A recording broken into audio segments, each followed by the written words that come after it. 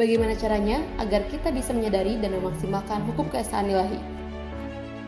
Hukum keesaan ilahi ini jarang sekali dibahas karena memang materinya cukup luar biasa dan banyak yang tertampar, bukan hanya sahabat. Saya pribadi pun banyak sekali tertampar dari depan bahas ini. Kenapa? Karena ego kita yang tidak mudah dikendalikan. Ego kita yang merasa sudah benar dan paling hebat. Ego kita yang merasa paling mengetahui semuanya dan ego kita yang menghalangi untuk itu. Tapi hebatnya Tuhan menciptakan ego kita juga itu ada fungsinya, yaitu sebagai filter membela diri. Jadi apakah ego itu salah? Jawabannya tidak salah. Yang harus kita lakukan adalah menempatkan ego pada tempatnya. Hukum keesaan ilahi adalah bentuk kasih sayang Tuhan yang tiada batas, sehingga Dia ciptakan pelengkap dan kemudahan untuk semua makhluknya. Lalu, bagaimana cara memaksimalkan hukum keesaan ilahi ini? Hukum keesaan ilahi ini hanya mengajarkan satu, yaitu cinta tak bersyarat. Jika sahabat ingin memaksimalkan hukum ini, cara mudahnya adalah bentukkan diri sahabat menjadi manusia yang penuh dengan kasih sayang dan mencintai tanpa syarat. Hilangkan hasrat, keinginan, harapan, dan ambisi. Lebih singkatnya, ikhlas menerima dan ikhlas melepaskan. Berusaha menyatu dengan Tuhan dengan meningkatkan ketaatan kita agar hati kita tetap damai dan mampu melaksanakan apa yang Ia perintahkan.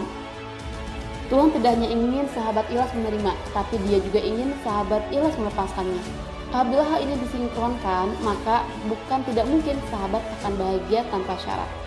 Pertanyaannya, bagaimana cara kita bisa mencintai tanpa syarat? Salah satu caranya adalah tetap bersyukur dalam keadaan apapun dan damai dimanapun. Jadilah obat untuk setiap orang yang memerlukan obat, dan berilah petunjuk bagi yang kehilangan arah, dan ambillah keputusan sesuai dengan petunjuk Tuhan. Jika kita sudah berusaha untuk mencintai tanpa syarat lalu masih sakit karena dihianati, apakah sudah memaksimalkan hukum ini? Selama ini masih ada sakit yang membekas belum berarti maksimal, tapi kabar baiknya sahabat sudah memaksimalkan hukum tersebut. Kenapa? Karena setiap manusia memiliki tingkatan spiritual masing-masing. Kita tidak bisa menyamakan diri kita yang masih berlatih dengan ahli spiritual yang sudah pro, sebab semuanya butuh proses. Pertanyaan terakhir, lalu apakah kita sudah memaafkan seseorang tapi masih teringat apakah kita sudah ikhlas? Jawabannya sudah. Karena pikiran itu tidaklah bisa melupakan suatu kejadian dengan mudah. Yang kita bisa lakukan adalah mengurangi rasanya. Ketika ingatan itu datang, kita tetap dalam keadaan yang stabil. Nah, caranya agar tetap stabil saat ingatan hadir, saya akan bawakan di part berikutnya, hukum keesaan ilahi part 4. Tetap happy dan healthy karena Tuhan menciptakan kita lengkap dengan kasih sayangnya, cintanya, rezekinya, dan selamatnya.